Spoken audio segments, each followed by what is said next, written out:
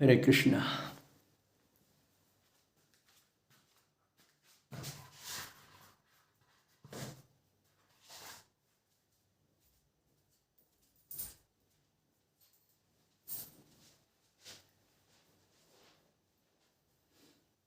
आओ प्यारे बहन भाइयों, प्यारी जीवात्माओं, प्यारे राजकुमारों, प्यारी राजकुमारियों,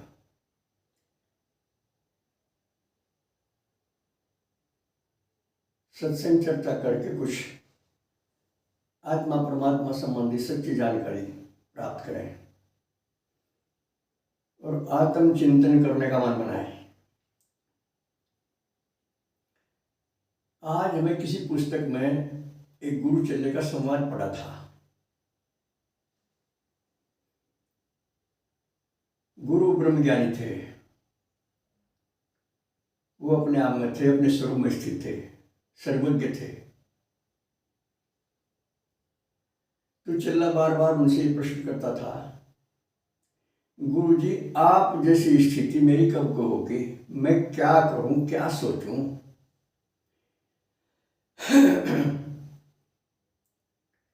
कृपा करो। आपने कई बार बताया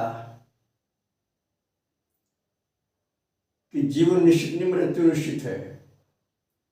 किसी का भी शरीर कभी भी किसी भी अवस्था में समाप्त हो सकता है। इस बात को ध्यान में रखते हुए मुझे कई बार अधीरता होती है, बेचैनी होती है कि अभी तक मैं अपने आप को नहीं जान पाया, मुझे आत्मबोध नहीं हो पाया, भगवत दर्शन नहीं हो पाया और जीवन अनिश्चित है। अगर किसी क्षण ये समाप्त हो गया तो फिर क्या होगा? मैं क्या करूं, क्या सोचूं? तो गुरु जी मुस्कुराए, मेरा बेटे बहुत अच्छा प्रश्न है तुम्हारा और तुम्हारा भविष्य उज्ज्वल है। जब ऐसे ऐसे प्रश्न दिमाग में आने लगते हैं, जीवन की नश्वरता हर बार सामने आन खड़ी होती है और मृत्यु निश्चित है, ये जानकारी हो जाती है।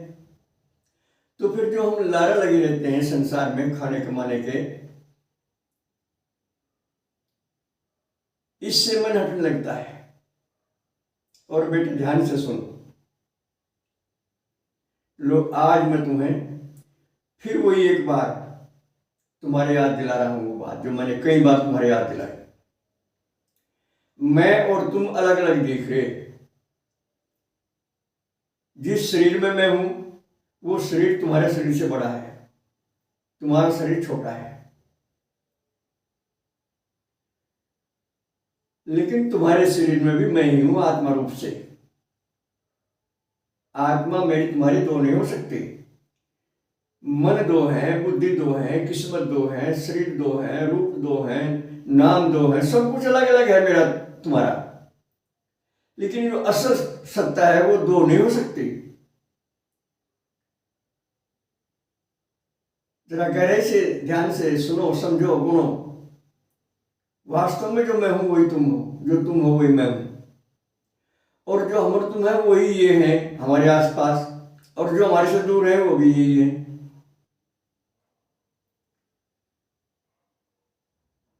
अगर सार रूप में मैं कहूं तो ये समझो तुम भी कि मुझ आत्मा में सारा संसार आरोपित है। गुरु भी मैं ही, चेला भी मैं ही, बाप भी मैं ही, बेटा भी मैं ही, पति भी मैं ही, पत्नी में ही, शत्रु में ही, मित्र में ही, अपना में ही, पराया में ही। इस आत्मा में सब कुछ आरोपित है। ये नश्वर नहीं है, इसका जन्म नहीं है, इसमें बदलाव नहीं है। ध्यान से सुनो बेटा, जिस चीज में बदलाव है वो सब माया है। और अब देखो तुम, कौन सी चीज तुम्हें लगती है जिसमें बदलाव नहीं है? तुम्हें ध्यान नहीं जब तुम्हारा शरीर छोटा था? हाँ गुरु जी ध्यान है, मुझे खूब ध्यान है। मैं खेलना करूँ था, छोटा था, और कैसे कैसे खेल खेलूँ तो वह भी याद है। और फिर धीरे धीरे ये शरीर बड़ा हो रहा है, ये भी मुझे पता है। और आपके वचन पर मुझे विश्वास है, ये शरीर बूढ़ा होगा एक दिन और फिर ये मर जाएगा। कई बार आपने बताया, मैंने खूब चिंतन किया है, मैं सच मानता हूँ आपकी इस बात को। तो गुरुजी ने कहा बेटा जब ऐसी बात है तो फिर ठीक है, बदलाव जहाँ है वहाँ द्वैत है वहाँ माया है, और जहाँ बदलाव नहीं है वहाँ ये आत्मा है। और दो ही वस्तु है, आत्मा और अनात्मा। सब रंगा अनात्मा में है, बदलाव भी, जन्म भी, मरण भी, दुख भी, सुख भी, रोना भी, धोना भी, गुस्सा भी, प्यार भी, प्रेम भी। जो शरीर का प्रेम प्यार है वो माया में है। दो प्रकार के प्रेम होते हैं बेटा, एक शरीर का, एक आत्मा का। शरीर का प्रेम स्वार्थपूर्ण होता है, दिखावे का होता है, और वो होकर नष्ट होने वाला होता है, वो बदलता रहता है। कभी प्यार होता है, कभी तकरार होता है। लेकिन आत्मा के प्यार में ऐसा नहीं है। आत्मा सदा प्रेम पूर्ण है, प्रेम स्वरूप है, आनंद स्वरूप है। और वो जो मैंने कहा तुमसे, इस पर बार बार ध्यान करो। सबकी आत्मा कहना अशुद्ध है, सबकी नहीं होती आत्मा। बस आत्मा तो आत्मा ही है, इसे तो एक भी कहना संभव नहीं है। एक कहते ही अज्ञान शुरू हो जाता है, क्योंकि एक के बाद दो आना जरूरी है, संख्या शुरू हो जाती है। आत्मा एक है, परमात्मा एक है, ये भी कहना अशुद्ध है बेटे। जरा ध्यान से सुनो, बस आत्मा है, परमात्मा है, ये कहना सही है। और जहां दो लगते हैं, जहां बदलाव लगता है,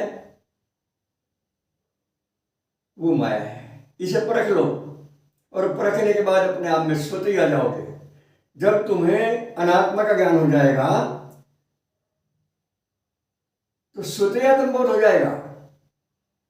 आत्मा ज्ञान नहीं करना है, ज्ञान अनात्मा करना है, और अनात्मा को अनात्मा समझकर इससे तटस्थ रहना है।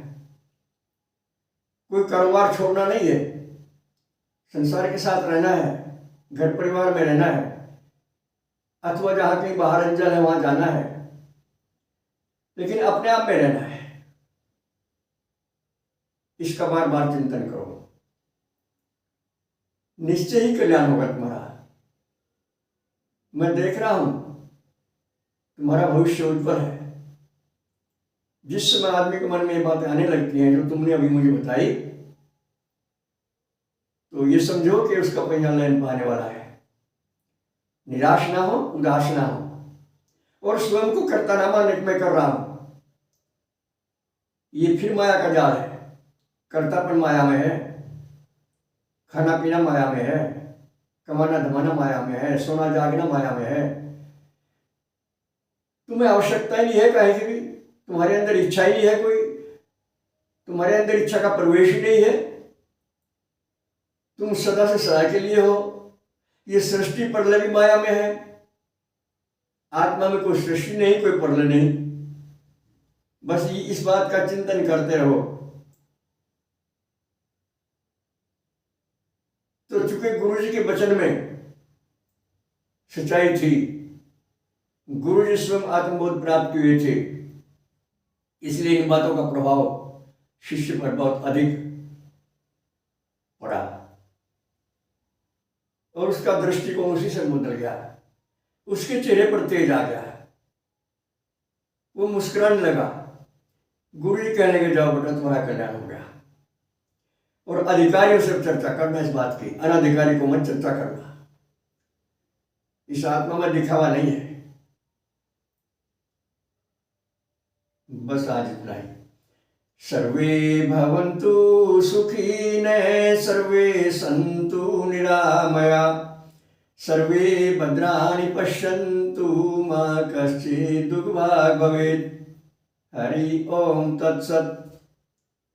नए दर्शकों के लिए हमारे नंबर 75 00 39 75 35 96 9 00 54 725। ओम शंकराय नमः।